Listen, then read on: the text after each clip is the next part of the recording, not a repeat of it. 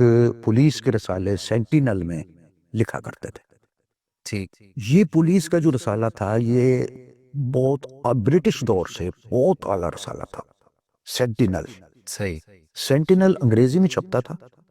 اور جس وقت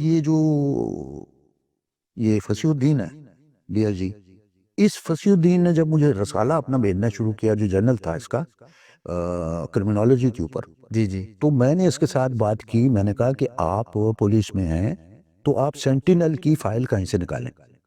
صحیح ہے. تو اس کو چند پرچے مل گئے تھے جی. فصیح الدین کو.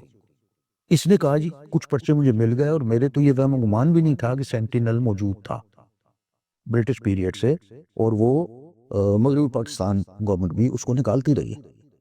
تو میں نے کہا کہ اس میں میرے چونکہ والد صاحب لکھا کرتے تھے انگریزی میں، تو اس لیے میرے ذہن میں وہ رہ گیا رسالہ.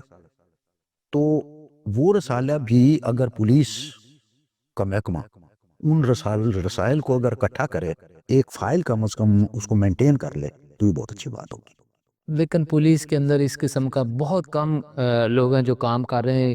جس طرح آپ نے نام لیا doctor Fasih Uddin D A جی ہیں، یہ کمانڈنٹ ہے ہنگو کالج کے، ٹریننگ کالج کے.